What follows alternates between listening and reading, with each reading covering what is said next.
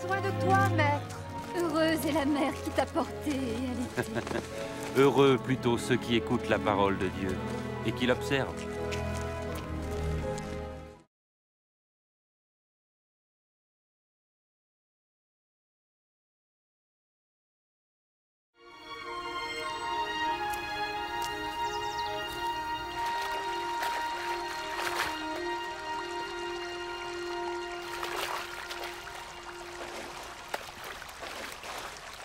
Apprends-nous à prier, comme Jean l'a appris à ses disciples.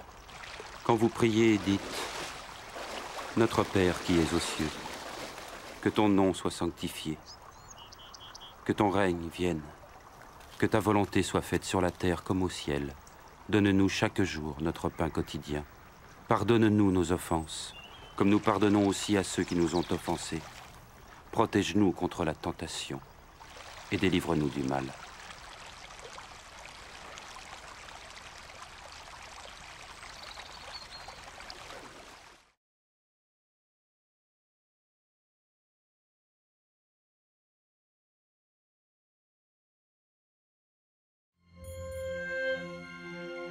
Dans les Saintes Écritures, Dieu déclare que le Messie viendrait pour être le sauveur du monde. La vie de Jésus prouve qu'il est bien celui dont les prophètes avaient parlé. Ésaïe a prophétisé que la Vierge deviendrait enceinte et qu'elle enfanterait un fils. Des siècles plus tard, la naissance de Jésus accomplissait cette prophétie.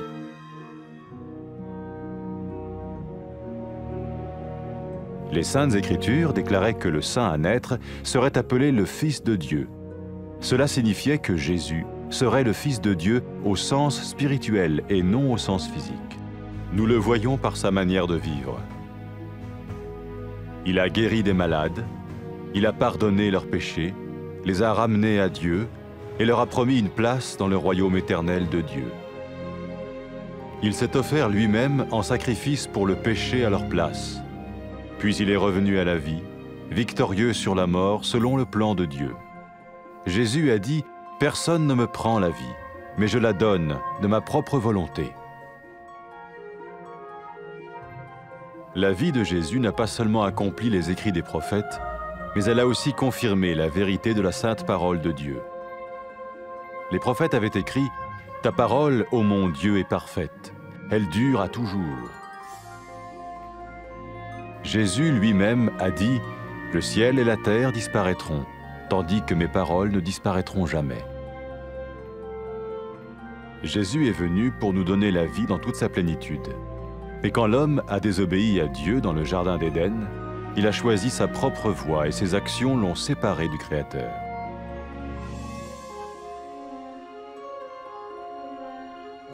Les Saintes Écritures déclarent que tous ont péché et que le salaire que paye le péché, c'est la mort.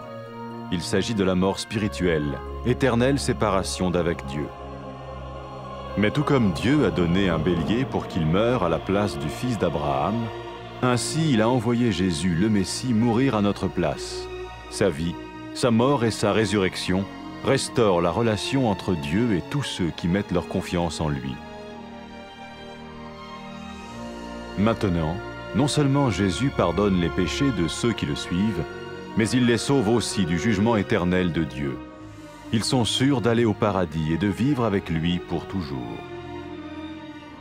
C'est cette vie et cette liberté de la culpabilité et du pouvoir du péché que Jésus offre à chacun aujourd'hui. Cela ne veut pas dire suivre une religion, mais choisir d'avoir foi en Jésus qui dit « Je me tiens à la porte et je frappe. Si quelqu'un entend ma voix et ouvre la porte, j'entrerai chez lui. » Cela veut dire se tourner vers Dieu et croire que Jésus vient dans nos vies pardonner nos péchés et nous rendre tels qu'il veut que nous soyons. Il ne suffit pas d'approuver intellectuellement ce qu'il dit, ni de vivre une expérience émotionnelle. Nous le recevons par grâce, au moyen de la foi, par un acte de notre volonté. Lorsque quelqu'un est prêt à suivre Jésus le Messie, il peut lui parler par une simple prière. Peut-être êtes-vous prêt maintenant à ouvrir votre vie à Dieu. Si oui, vous pouvez vous joindre à la prière suivante, silencieusement. dans votre cœur. Seigneur Jésus, j'ai besoin de toi. Merci d'être mort sur la croix pour mes péchés.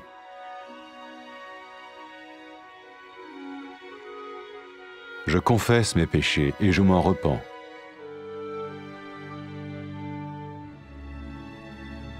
Je t'ouvre la porte de ma vie et je te reçois comme mon Sauveur et Seigneur.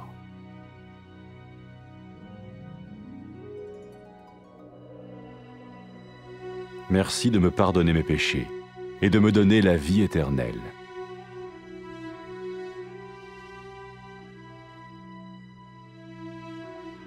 Fais de moi le genre de personne que tu veux que je sois.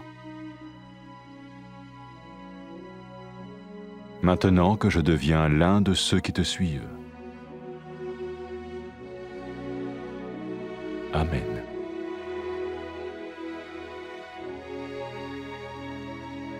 Jésus a dit à propos de ses disciples, « Mes brebis écoutent ma voix, je les connais et elles me suivent. » Pour expérimenter la vie en abondance promise par Jésus, ceux qui le suivent parlent à Dieu chaque jour dans la prière et lisent ou écoutent sa parole. Ils parlent de lui à d'autres personnes et rencontrent régulièrement ceux qui l'aiment et le suivent. N'oubliez pas sa merveilleuse promesse. Tout pouvoir m'a été donné dans le ciel et sur la terre. Et sachez-le, je vais être avec vous tous les jours, jusqu'à la fin du monde.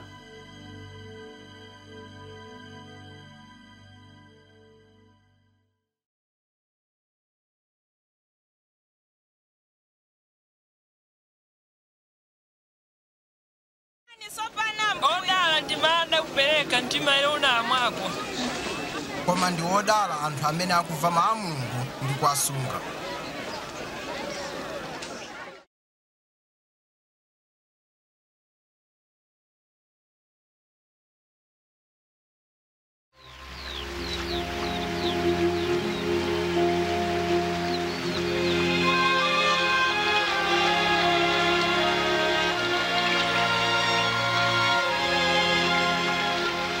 Tiphunzitseni kupemphera monganso Yohane M'batizi anaphunzitsa ophunzira ake.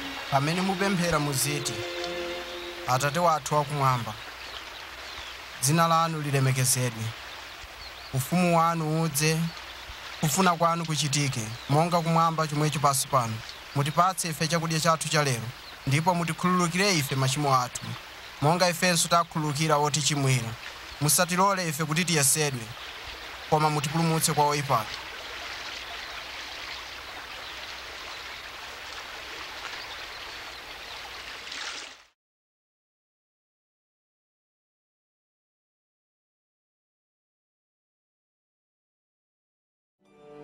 Kalekale aneneri analemba m'malemba kuti Mulungu adzatumiza Mesiya kuti adzapulumutse ochimwa ndi kuwayanjanitsa ndi Mulungu. Moyo wa Yesu ukuonetsa poyera kuti iyedi ali mpulumutsi amene Mulungu analonjeza kutumiza m'dziko lino. Mneneri Yesaya analemba, namwali adzayima ndipo adzabala mwana wamwamuna, ndipo zinachitikadi.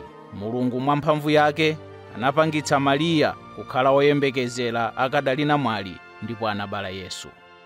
Monga kunalembedwa m'malemba, chozizwa chakubadwa kwake chinali chizindikiro kuti mwanayu anali Mesiya, amene Mulungu amutcha mwana wake. Pamene anthu anaona Yesu, anaona chikhalidwe ndi mphamvu ya Mulungu yochiritsa anthu ndiponso kukhululukira machimo awo, ndipo anawalonjeza malo mu ufumu wake wamuyaya. Yesu anapereka sembe moyo wake ndi kulandira chilango m'malo mwa anthu onse. Kenaka anaukanso kwa akufa kuonetsa kuti mphamvu yake ndi yayikulu koposa mphamvu ya imfa. Moyo wake unafanana ndi zomwe aneneri analemba. Moyo wa Yesu unatsimikiza kuti mawu oyera a Mulungu ndi oona komanso osasintha. Yesu mwini wake anati, thambo ndi dziko zidzapita, koma mawu anga sadzatha. Pachiyambi Mulungu analenga mwamuna ndi mkazi kuti akhale okondwa pamaso pake. koma sanamvera malamulo a Mulungu. Chinthu ichi chidawalekanitsa ndi Mulungu. M'Malemba zalembedwa kuti anthu onse anachimwa, ndipo zotsatira za uchimo ndi imfa. Anthu omwe anachimwa sangakhale m'chiyanjano ndi Mulungu. Koma monga momwe Mulungu anapereka mwana wankhosa kufa m'malo mwa mwana wa Abrahamu, momwemonso anatumiza Yesu Mesiya kudzafa m'malo mwa adzukulu a Adamu. Moyo wake, imfa yake ndi kuuka kwake anabweretsa chiyanjano pakati pa Mulungu ndi onse omwe amkhulupirira Iye. Choncho iwo amene amutsatira Yesu adzathawa chilango ndi kukhala ndi Mulungu kwamuyaya. Pamene Yesu anauka kwa akufa, anati kwa ophunzira ake, anthu adzalalikira m'dzina langa ku mafuko onse kuti Mulungu amakhululukira machimo a iwo amene alapa ndi kutembenuka kwa Iye. Yesu anatinso adzatumiza Mzimu Woyera kuti akhale ndi ophunzira ake, kuwaonetsera choonadi ndi kuwapatsa mphamvu yotsatira njira ya Mulungu.